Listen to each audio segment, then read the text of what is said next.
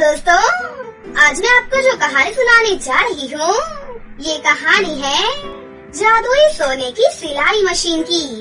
तो चलिए दोस्तों, देखते हैं आज की ये कहानी।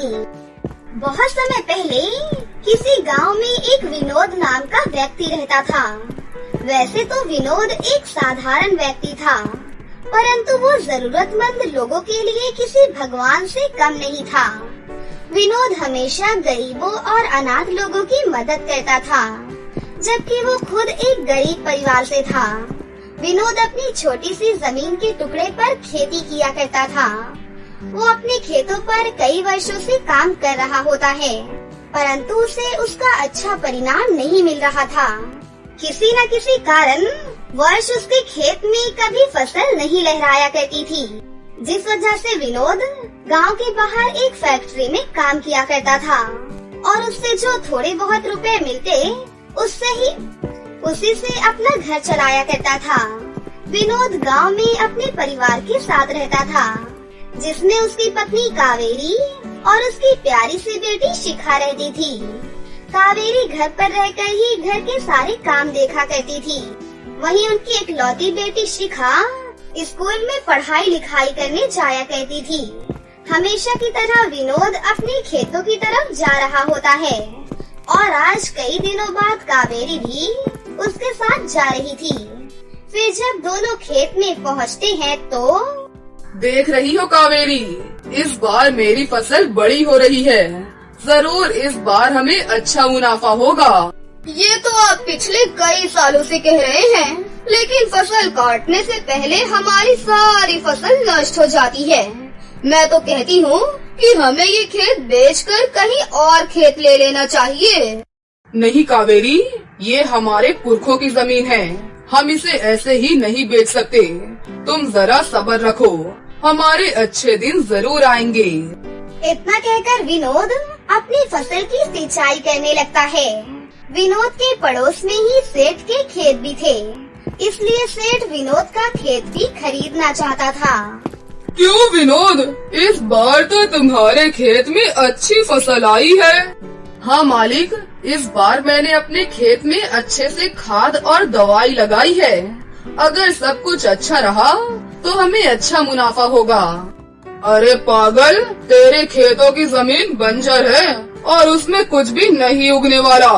मैं तुझसे कितने सालों से कह रहा हूँ, 80,000 रुपए में अपनी वो जमीन मुझे बेच दे। आएगी मालिक आएगी, एक दिन मेरे भी खेतों में हरी भरी फसल जरूर आएगी। जरा सब्र कीजिए। इतना कहकर विनोद अपने काम पर निकल जाता है। फिर उस पूरे दिन फैक्ट्री में काम करने के बाद विनोद को जो तनख्वाह मिलती है, उससे वो अपना उधार चुकाता है। ये लो भाई, अपने 500 रुपए जो पिछले महीने मैंने तुमसे उधार लिए थे। और इसी तरह विनोद दूध वाला, फल वाला और सभी लोगों को पैसे चुका देता है और वहाँ से कुछ फल और सब्जियाँ और राशन का सामान खरीद कर अपने घर वापस आ जाता है। आ गए जी, सारा राशन का सामान रख दीजिए।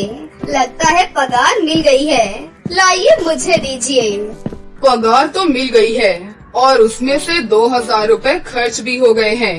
अब केवल 3,000 रुपए बचे हैं। इससे खेतों के लिए बीज और बिजली पानी, खाद, दवाई लानी है और बचे हुए 500 रुपए शिखा की फीस के लिए चाहिए।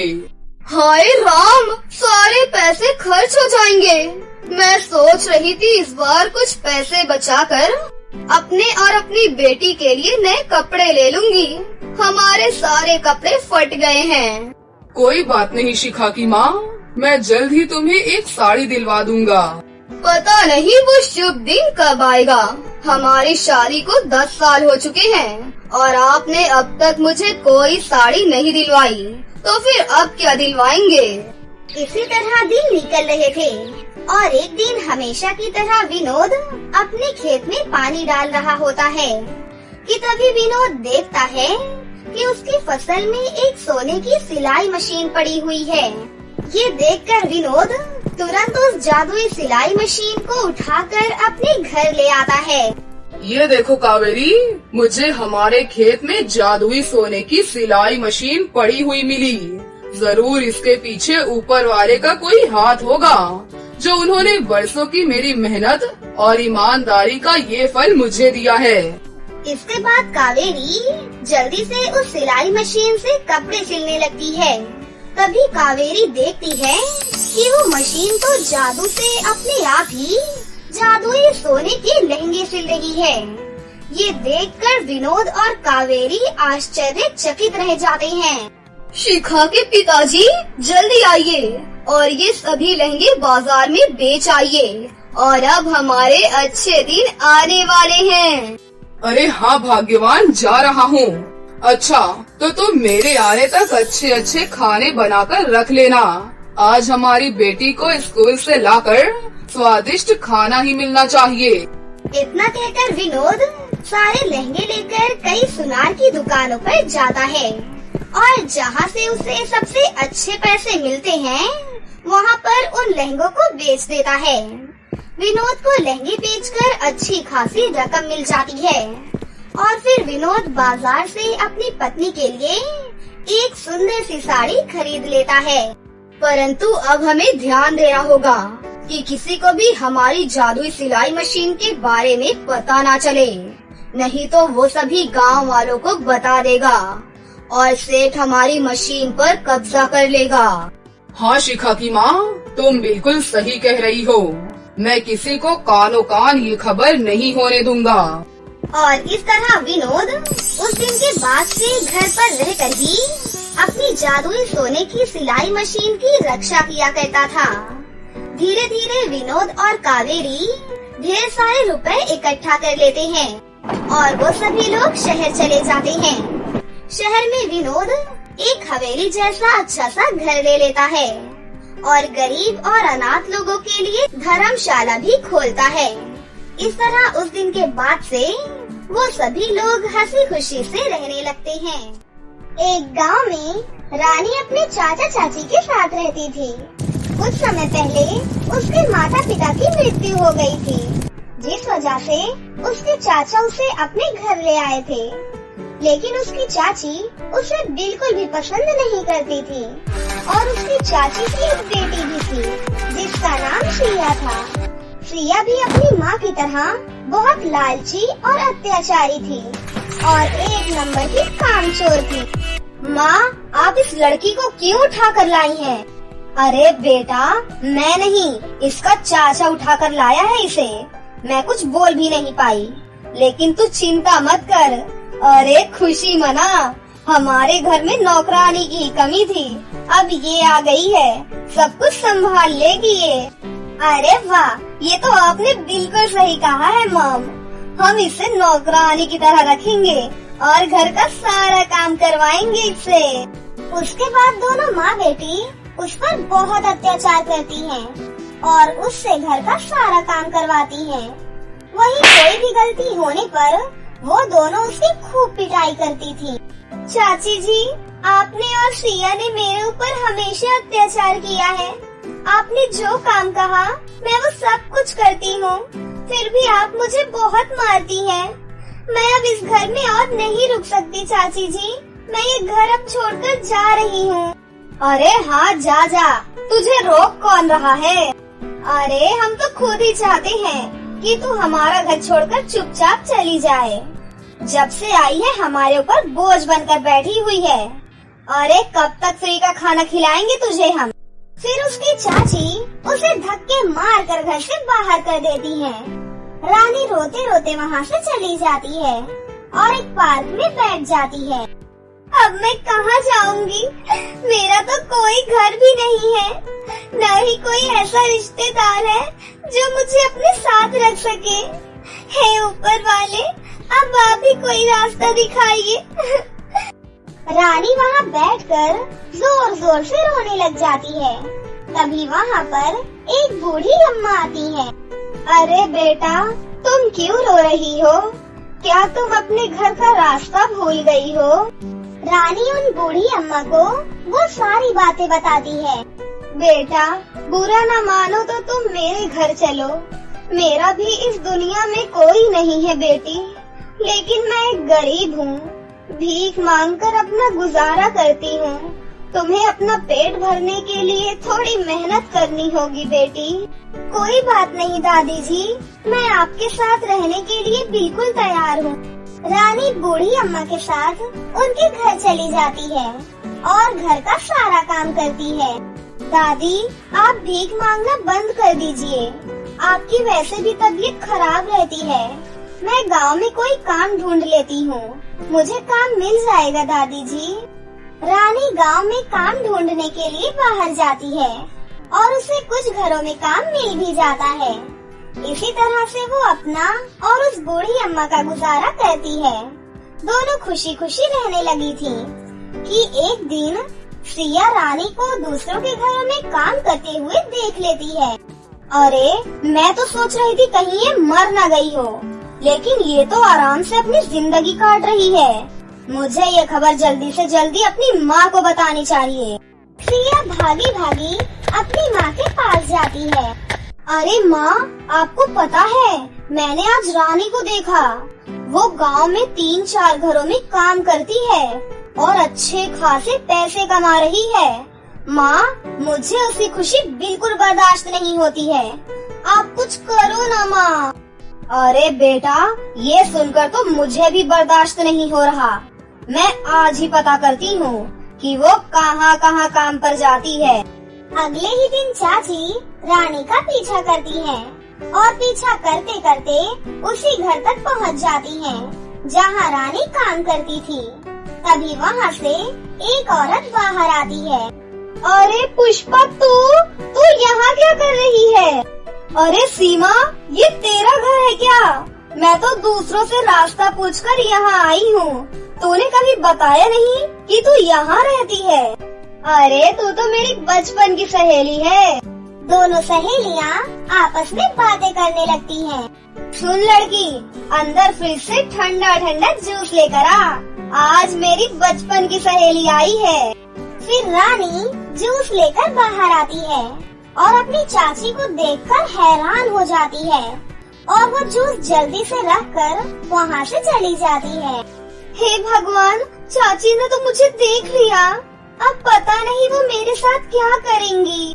देख पुष्पा, मेरे पति ने एनिवर्सरी पे मुझे डायमंड का नेकलेस दिया था। कैसा है? अरे वाह, ये तो बहुत सुंदर है। दोनों सहेलियाँ आपस में बात करने लग जाती हैं। तभी सीमा के फोन पर एक कॉल आता है और वो बात करते करते वहाँ से बाहर चली जाती है। यही सही मौका है। इस नेकलेस को इस लड़की के बैग में डाल देती हूँ। उसके बाद सीमा इसे धक्के मार कर घर से बाहर कर देगी। फिर पुष्पा उस नेकलेस को रानी के बैग में रख देती है। तभी थोड़ी देर में वहाँ सीमा आ जाती है। अच्छा बहन, अब मैं चलती हूँ। समय मिलने पर दोबारा आऊंगी तुझसे मिलने। वो तो ठीक है, लेकिन मेरा नेकलेस कहाँ है? कहाँ रखा तुमने? अरे, नेकलेस तो मैंने तुझे दे दिया था ना। मेरे पास तो नहीं है तेरा नेकलेस। वैसे हाँ, थोड़ी देर बाद यहाँ तेरी नौकरानी आई थी। एक बार उससे पूछ ले, शायद उसने कहीं रख दिया होगा। रानी, जल्दी से इधर आओ। रानी दौड़ी दौड़ी अपनी मालकिन के पास आती है। जी मालकिन, क्या हुआ? तुमने मेरा नेकलेस कहाँ रखा? मालकिन, मैंने तो आपका नेकलेस देखा भी नहीं है। क्या? फिर मेरा नेकलेस कहाँ है रानी? रानी चुपचाप वहाँ खड़ी रहती है। अरे, इन गरीब नौकरों पर इतना जल्दी विश्वास करना ठीक नहीं होता। तुम मेरी मानो और एक बार इसका बैग चेक करो। क्या पता अपने बैग में रख लिया हो इसने। नहीं नहीं मालकिन, मैंने आपका कोई नेकलेस नहीं छुपाया। अरे, मैंने तो आपका नेकलेस देखा तक नहीं है मालकिन। पुष्पा रानी का बैग चेक करती है और उसके बैग से नेकलेस निकाल देती है। ये देख, मैंने कहा था ना, इस लड़की ने ही चुराया है तेरा नेकलेस। सीमा को ये सब देखकर बहुत गुस्सा आ जाता है और वो रानी को एक जोरदार थप्पड़ मारती है। मैंने तुझे गरीब बेसहारा समझकर अपने घर में काम दिया था और तू मेरे ही घर में रहकर चोरी कर रही है। देख, जल्दी से जल्दी मेरे घर से निकल जा, वरना मैं पुलिस को बुला लूंगी। सीमा धक्के मारकर रानी को घर से बाहर कर देती है। रानी रोते रोते अपनी बूढ़ी दादी के पास जाती है। अरे क्या बात है बेटा, तुम रो क्यों रही हो इतना? रानी अपनी बूढ़ी दादी को वो सारी बातें बताती है। मुझे पता है ये सब काम तुम्हारी दुष्ट चाची ने ही किया होगा, लेकिन दादी माँ, मुझे चिंता तो इस बात की है कि अब मैं आपको क्या खिलाऊंगी। गांव में अब कोई भी मुझे अपने घर में काम नहीं देना चाहता। कोई बात नहीं बेटा, तुम चिंता मत करो, आओ मेरे साथ चलो। वो बूढ़ी दादी रानी को लेकर जादुई सोने चांदी की चूड़ियों की नदी के पास ले जाती है। फिर बूढ़ी दादी अपने असली परी के रूप में आ जाती है।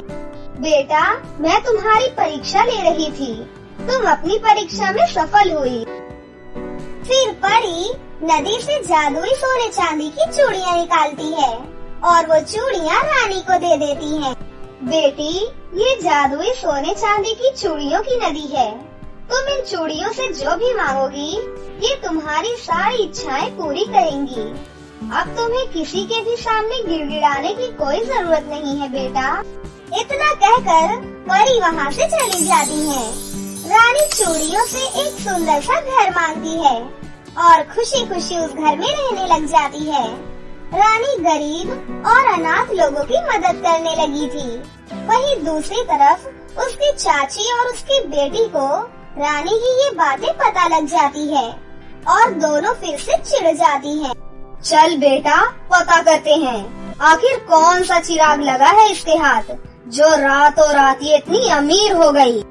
माँ और बेटी दोनों फिर से रानी का पीछा करती हैं और पीछा करते करते उसके घर तक पहुँच जाती हैं और उसे जादुई सोने और चांदी की चूड़ियों का जादू करते हुए देख लेती हैं। वो चुपके से उसकी दोनों सोने और चांदी की चूड़ियाँ चुरा लेती हैं और उससे खूब सारी चीजें मांगने लगती हैं। तभी उन चूड़ियों से एक रोशनी निकलती है और दोनों माँ बेटी बहुत ही गरीब और लाचार हो जाती हैं। फिर वो जादुई चूड़ियाँ उड़कर वापस रानी के पास आ जाती हैं। दोनों माँ बेटी का अब बहुत बुरा हाल हो जाता है और वो सारी जिंदगी दर दर की ठोकरें खाती रहती हैं। गाजीपुर नाम के एक गाँव में सुरभि अपने चाचा चाची के साथ रहती थी। सुरभि जब 10 साल की थी तभी उसके माता पिता की मौत हो गई थी, जिसके बाद उसके चाचा चाची उसे अपने घर ले आए। सुरभि के चाचा चाची बिल्कुल भी अच्छे नहीं थे। दोनों सुरभि को अपने घर सिर्फ इसलिए लेकर आए थे ताकि उन्हें मुफ्त में एक नौकरानी मिल जाए। इस तरह जैसे तैसे करके सुरभि भी 10 साल उस घर में बिताती है। अब सुरभि 20 साल की हो गई थी और अब भी उसके चाचा चाची उसे छोटी छोटी बातों पर डांटते रहते थे। यहाँ तक कि उसकी चाची सरला उस पर हाथ भी उठा देती थी। एक दिन सुरभि बाजार से फल लेकर घर लौट रही होती है। तभी रास्ते में उसे एक बूढ़ी औरत नजर आती है जो चूड़ियाँ बेच रही थी। सुरभि को चूड़ियाँ बहुत पसंद थी, लेकिन पैसे ना होने की वजह से वो कभी भी चूड़ियाँ खरीद नहीं पाती थी। हमेशा की तरह उस दिन बूढ़ी औरत की चूड़ियाँ देखकर सुरभि बोलती है, अरे वाह, ये तो बहुत खूबसूरत चूड़ियाँ हैं, लेकिन देखकर ही काम चलाना होगा क्योंकि मेरे पास पैसे नहीं हैं जो मैं चूड़ियाँ खरीद सकूं। वैसे भी अगर मैंने चाचा चाची से पैसे भी मांगे तो वो कौन सा मुझे दिला ही देंगे। अगर मेरे माता पिता होते तो मुझे इन सब चीजों के लिए कभी नहीं सोचना पड़ता। सुरभि उदास होकर वहाँ से चली जाती है। जैसे ही सुरभि घर पहुँचती है, उसकी चाची उससे कहती हैं, कहाँ थी अब तक? घर आने में इतना टाइम कैसे लग गया? बोल, इतना टाइम लगता है क्या बाजार से फल लाने में? बोल जल्दी। चाची जी, मैं तो बाजार से फल लेकर सीधा घर ही आई हूँ, उसके अलावा कहीं दूसरी जगह नहीं गई हूँ चाची जी। चल, अब मुझे तेरी बकवास नहीं सुनना। जा, इतने सारे बर्तन पड़े हैं, उससे भी धो लेना और खाना भी बना लेना। सुरभि चुपचाप बिना कुछ बोले वहाँ से किचन में चली जाती है। काम करते करते भी सुरभि को बार बार उन्हीं चूड़ियों की याद आ रही थी। चावल में बहुत सारी सीटी लग जाती है और सुरभि का ध्यान उस तरफ नहीं था। तभी सरला आती है और बोलती है, ए लड़की, तेरा ध्यान कहाँ है? तुझे कुकर की सीटी सुनाई नहीं दे रही क्या? ओह सॉरी सॉरी चाची जी, मुझे माफ कर देना चाची जी, मुझे ध्यान नहीं रहा। अच्छा, आजकल तेरा ध्यान काम में नहीं लग रहा है। मैं भी देख रही हूँ, तेरा ध्यान किसी काम पर नहीं लग रहा है। लगता है तू पिटाई के बाद बिल्कुल सही हो जाएगी, फिर तेरा सारे काम में ध्यान लगने लगेगा। नहीं चाची जी, मुझे माफ कर दो, अब से मैं सारा काम ध्यान से करूँगी। हाँ, सारा काम जल्दी से कर ले, वरना खाना भी खाने के लिए नहीं दूंगी और घर के सारे काम करवाऊंगी वो अलग। इतना बोलकर सरला वहाँ से चली जाती है। सरला के जाने के बाद सुरभि अपने मन ही मन में सोचती है, मैं परेशान हो गई हूँ चाचा चाची से, मुझे इन लोगों के साथ अब बिल्कुल नहीं रहना। लेकिन अगर मैं इन लोगों के साथ नहीं रहूँगी तो फिर मैं कहाँ जाऊँगी? पता नहीं मैं कब खुशी से रह पाऊंगी। इस तरह वो दिन बीत जाता है और अगले दिन सुबह सरला सुरभि को अपने पास बुलाती है। ए लड़की, इधर आ जल्दी। सरला की आवाज सुनकर सुरभि उसके पास जाती है। जा और दुकान से सूजी लेकर आ, आज मेरी बहन आ रही है तो सोच रही हूँ कि उसके लिए हलवा बना लूँ। लेकिन चाची जी, मैं अभी नहाने जा रही थी, मैं नहा कर आऊंगी तो दुकान चली जाऊंगी। मैंने बोला ना, अभी जाएगी तो अभी ही जाएगी, ज्यादा आनाकानी की तो मैं तेरा मुंह तोड़ दूंगी। सुरभि डर जाती है और दुकान चली जाती है। दुकान से आते वक्त सुरभि को फिर से वही चूड़ी बेचने वाली बूढ़ी औरत नजर आती है। सुरभि फिर से खड़ी होकर बूढ़ी औरत की चूड़ियाँ देखने लगती है और इस बार बूढ़ी औरत की नजर भी सुरभि पर चली ही जाती है। तभी वो पूछती है, क्या हुआ बच्ची, कुछ चाहिए क्या तुम्हें? नहीं, मुझे कुछ नहीं चाहिए, मैं तो बस ऐसे ही देख रही थी। इतना बोलकर सुरभि हड़बड़ी में वहाँ से चली जाती है। फिर घर पहुँचती है और सरला को उसके कमरे में बचे हुए पैसे देने जा ही रही थी, तभी वो अपने चाचा चाची की बात सुन लेती है। सुनिए जी, आपने लड़के वालों से बात कर ली है ना? हाँ, मैंने सारी बात कर ली है। अच्छा, आपने उन्हें बता दिया है ना कि हम उन्हें दहेज में एक भी रुपया नहीं देंगे? अरे, वो सुरभि से लगभग 20-22 साल बड़ा है। जैसे ही मैंने उसे सुरभि की फोटो दिखाई, उसने तुरंत हाँ कर दी और उसने बोला है कि कोई दहेज नहीं लेगा, बल्कि हमने उसकी सुरभि से शादी करवा दी तो वो हमें बहुत सारे पैसे देगा, क्योंकि वो बहुत अमीर है। अरे वाह, ये तो बहुत ही खुशी की बात है। ये मनहूस लड़की भी घर से चली जाएगी और उसके जाने के बाद बहुत सारे पैसे भी आएंगे। अब जल्दी से जल्दी हम इस लड़की की शादी करवा देंगे और बदले में पैसे भी ले लेंगे। तुम सुरभि को मत बताना कि 2 दिन के अंदर अंदर जल्दी से हम उसकी शादी करवा रहे हैं। सुरभि दरवाजे पर खड़ी होकर अपने चाचा चाची की सारी बातें सुन लेती है। अपने चाचा चाची की ऐसी बातें सुनकर सुरभि को बहुत हैरानी होती है। मुझे बिल्कुल भी उम्मीद नहीं थी कि चाचा चाची मेरे बारे में इतना बुरा सोच रही हैं। मुझे तो लगता था कि वो बस मुझे डांटते हैं और मुझसे घर का सारा काम करवाते हैं, लेकिन ये तो बहुत ही ज्यादा बुरे हैं। मैं किसी बूढ़े से शादी बिल्कुल नहीं करने वाली।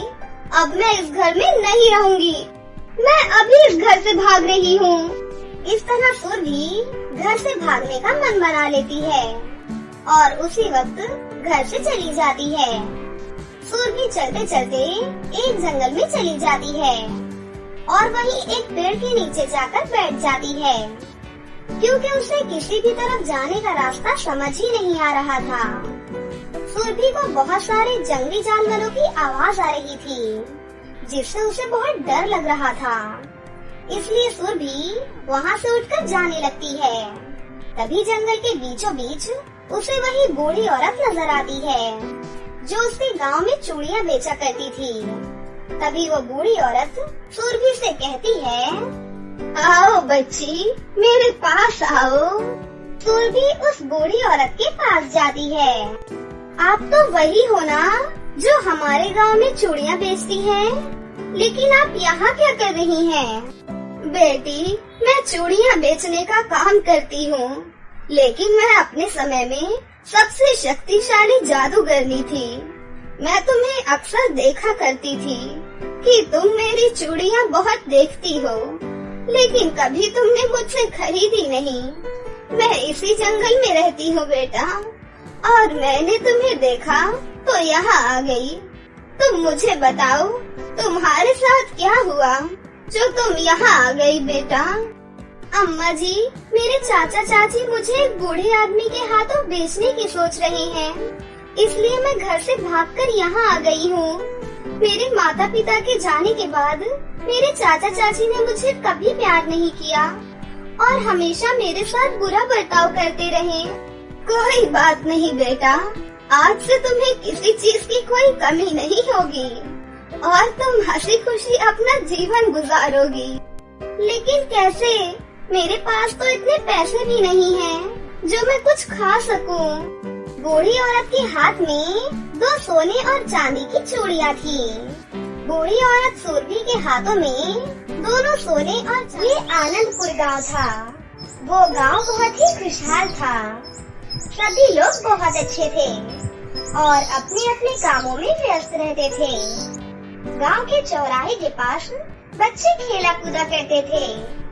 गांव में हर साल एक उत्सव होता था, जिस उत्सव में बहुत सारी प्रतियोगिताएं होती थी और आज इस प्रतियोगिता का ऐलान होने वाला था। सुनो सुनो सुनो, इस साल गांव के वार्षिक उत्सव में एक नई प्रतियोगिता शामिल की गई है, फैंसी ड्रेस प्रतियोगिता। जो भी इस प्रतियोगिता को जीतेगा उसे चीफ गेस्ट के हाथों पुरस्कार मिलेगा और तो और इनाम में 10 बोरी अनाज और 5 बोरी दाल भी है। इसीलिए इस प्रतियोगिता में भाग जरूर लीजिए। अरे, कौन सी ड्रेस प्रतियोगिता? वो क्या होती है? इतना भी नहीं पता क्या बुद्धू? ये वो प्रतियोगिता है जिसमें हमें अलग अलग रूप धारण करना होता है। मैं तो राजकुमारी का भेष धारण करूंगी। और मैं भी। और तुम प्रगति? अरे, तुम मुझसे क्या पूछ रही हो? उसके पास तो ढंग के कपड़े भी नहीं हैं। वो क्या प्रतियोगिता में भाग लेगी? तभी प्रगति ने अपने फटे पुराने कपड़े देखे और उसे शर्मिंदगी महसूस हुई। पर तभी प्रगति ने इनाम के बारे में सोचा। अगर मैं प्रतियोगिता जीत गई तो हमारे घर में कई महीनों का राशन हो जाएगा, लेकिन मेरे पास तो कोई अच्छा कपड़ा ही नहीं है। माँ से पूछती हूँ। प्रगति दौड़ते हुए अपने घर गई। उसकी माँ सरला एक विधवा थी। सरला को सिलाई का काम आता था, इसलिए वो दर्जी का काम करके अपना और अपनी बेटी का पेट पाल रही थी। उनकी आर्थिक स्थिति भी बहुत खराब थी। तभी वहाँ पर प्रगति भी आ जाती है और अपनी माँ से बोलती है, माँ, मुझे फैंसी ड्रेस कंपटीशन में हिस्सा लेना है। अब ये क्या नया ड्रामा है? तू तो हमारी परिस्थिति जानती है ना प्रगति? हाँ माँ, पर माँ, इनाम 10 बोरी अनाज और 5 बोरी दाल का है। यही सुनकर मैंने सोचा कि अगर मैं जीत गई तो कई महीनों का अनाज हमारे पास होगा। और तो और आपको तो कपड़े भी सिलने आते हैं ना माँ? कपड़े सिलने तो आते हैं बेटा, पर सिलने के लिए हमारे पास कपड़े कहाँ हैं? मेरे पास तो बस सफेद साड़ियाँ हैं। अगर उससे तुम्हारे लिए कुछ सिलना हो तो बता दो मुझे।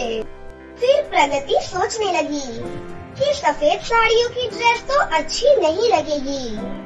तभी उसे एक आइडिया आया। माँ, मैं परी बन सकती हूँ, लेकिन परियां तो रंग बिरंगी ड्रेस पहनती है ना माँ। हाँ, और परियों की ड्रेस पर बहुत सारी सजावट भी होती है। लेकिन बेटा, हमारे पास रंग बिरंगे कपड़े कहाँ से आएंगे? आप चिंता मत कीजिए माँ, मैं कुछ न कुछ कर लूँगी। अच्छा ठीक है बेटा।